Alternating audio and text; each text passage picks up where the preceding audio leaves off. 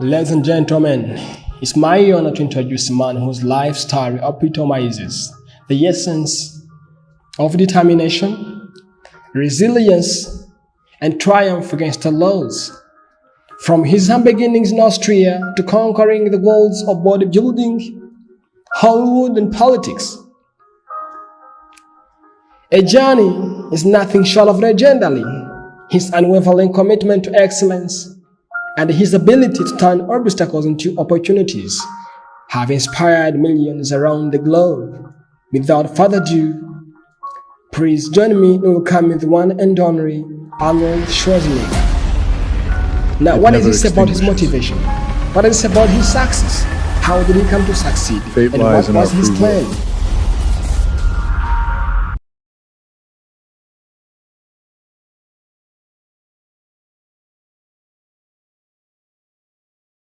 What is actor and what is motivator? What does he talk about success?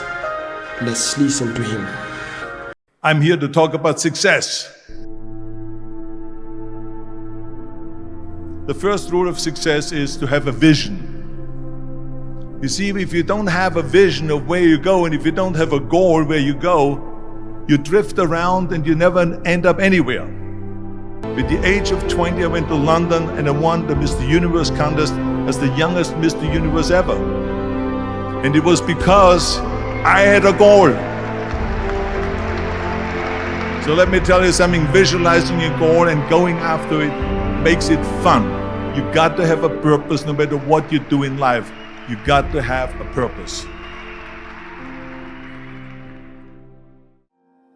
74% hate their job in America. Now, there is not much different when you come to Europe. The majority of people don't like what they're doing because they're really not doing it because they didn't have a goal and they followed this goal. They just aimlessly drift around, and then all of a sudden there's a job opening, so they get that job because you have to work. But then when you work, it's a chore. It's work. It's not fun. So if you think about, only a quarter of the people really enjoy what they're doing in life. That is unbelievable if you think about it. So I felt so blessed that I knew what I was doing.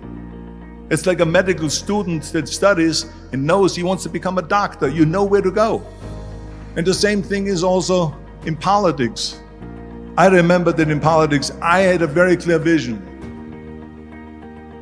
that I will be the leader of California. That's as far as I could go because I was not born in America, so I could not run for president. So being the governor of the fifth largest state, the largest state, the fifth largest economy in the world, was for me really the ultimate title, the ultimate accomplishment in politics. So even though people came up to me and says, why don't you go and run for something smaller, you're never gonna make it. I ran for governor, and then 2 months later I became governor of the state of California. Again, because I had a very clear vision what I'm gonna do with California.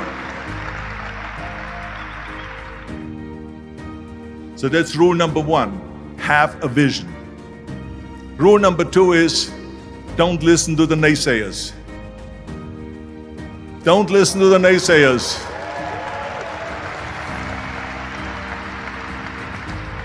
Everything I ever did, the thing that I heard out of people's mouth was, that's impossible. That can't be done. Or no. That is exactly what I heard, and of course I proved to the people that it can't be done. So whenever someone said to me, it can't be done, I heard, it can be done. When they said no, I heard yes. And when they said it's impossible, I heard, it is possible. I'm a strong believer of what Nelson Mandela said, that everything is always impossible until someone does it. Well, I'm gonna be the one, I said to myself, I'm gonna do it and I'm gonna show it to them. Maybe it has never been done before. That's perfectly fine with me. But I'm gonna do it. And I did not listen to the naysayers. It's all about the hard work that you put in. I said to myself, in bodybuilding I worked out 5-6 hours a day. I'm going to do the same thing now for acting. And of course, I went to college to study English. I studied the accent removal, acting classes, and all of this stuff all day long. I worked and I worked and I worked. And within a short period of time, I made one movie called Hercules in New York, which of course went right into the toilet. But it didn't discourage me. I still had the same vision. And then all of a sudden I did Streets of San Francisco. I did Stay Hungry and Pumping Iron and The Villain. And then all of a sudden I was asked by Dino De Laurentiis and by Universal Studio to star in Conan the Barbarian. And after I did Conan the Barbarian, the director at the press conference said to the press, the director was John Milius. He said to the press, if we wouldn't have had Arnold, we would have had to build one. So think about that. The very body that they said can never be sold because the time is wrong. A few years later, I'm doing Conan the Barbarian, and it was the #1 hit at the box office when it came out in the summer of '82. Think about that. And the director says, if we wouldn't have had his body, we would have had to build one. So all of a sudden, my body became an asset, not a liability.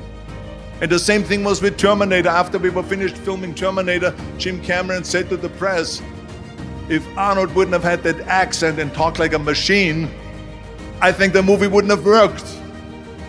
So think about that. The body and the accent that they attacked was an asset. But I didn't listen to those losers. I didn't listen to them at all.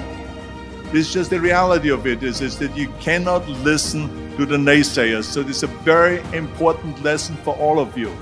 So when someone says, no, this is a stupid idea, you in your mind, you don't have to say it, but in your mind just say this of you asshole. What do you know?